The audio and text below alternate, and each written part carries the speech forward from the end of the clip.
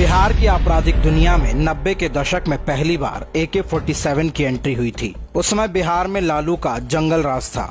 उस दौर में वहां पहले स्थापित फैक्ट्रियों और इंडस्ट्रियों पर एक एक करके ताले लटकते जा रहे थे। उनकी जगह लालू के आशीर्वाद से रोजगार देने के लिए अपहरण, हत्या, लूट और रंगदारी जैसे नए उद्योग पनप रहे थे। इसी बीच बिहार में लालू के नाक के नीचे खतरनाक हथियारों के खरीद फरोख्त का नया रोजगार शुरू हो गया। बिहार में पहली बार AK-47 की खेप बिहार के डॉन अशोक सम्राट बेगूसराय के पास पहुंची थी, जिसका पहला निशाना बरौनी 0 माइल के पास एक ठेकेदार बना। उसकी हत्या के बाद इस प्रकार की घटनाएं सिलसिलेवार तरीके से होना शुरू हो गई। बिहार का मुंगेर खासकर हथियारों की खरीद फरोख्त का अड्डा बन चुका था। यही नहीं, बिहार में कश्मीर से सेब की पेटियों में छिपाकर भी कश्मीरी आतंकवादियों की भी AK-47 लाई जाती थी, जिसमें बिहार के कई बाहुबलियों समेत यूपी के भी कुछ नेताओं का हिस्सा होता था।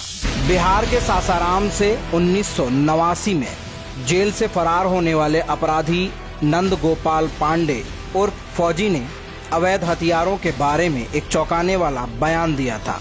उसके मुताबिक कश्मीर के एक गांव से आई AK-47 की खेप में से शहाबुद्दीन ने 8 से 10, रांची के अनिल शर्मा ने 4 और बनारस के कांग्रेस विधायक और प्रधानमंत्री नरेंद्र मोदी के खिलाफ चुनाव लड़ने वाले अजय राय ने 4 AK-47 राइफल ली थी।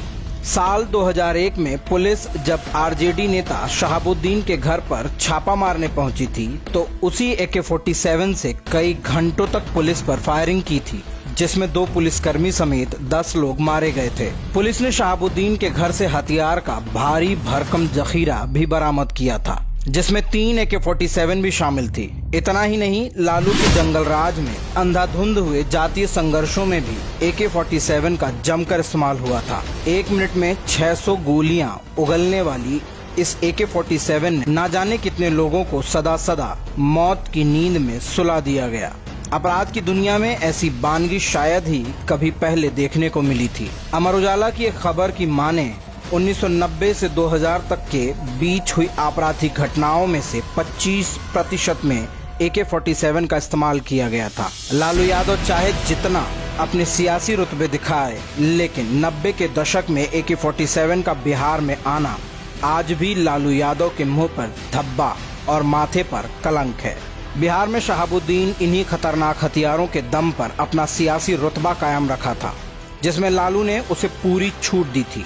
बिहार में अभी भी राजद के नेताओं के पास भारी मात्रा में AK-47 बरामद होती है। लालू और तेजस्वी के खास RJD नेता परवेज चांद को भी बिहार पुलिस ने 2019 में गिरफ्तार किया था, जिस पर जबलपुर ऑर्डिनेंस फैक्ट्री से चोरी करके लाई गई 60 से 70 AK-47 की तस्करी में मदद करने का आरोप लगा था। एक बात तो तय है कि लालू यादव ने 90 के दशक में बिहार को ठीक वैसे ही बर्बाद किया जैसा उसने चाहा था। बच्चों के हाथों में किताब की जगह हथियार थमा दिए थे और फसल के नाम पर हथियारों की पैदावार बिहार में होना शुरू हो गई। बिहार की दशा और दुर्दशा के लिए जिम्मेदार शख्स का नाम है लालू यादव, जिसने सियासी रुतबे को कायम रखने और अपनी सनक और सत्ता की हनक को बरकरार रखने के लिए बिहार की ऐसी बर्बादी करवाई।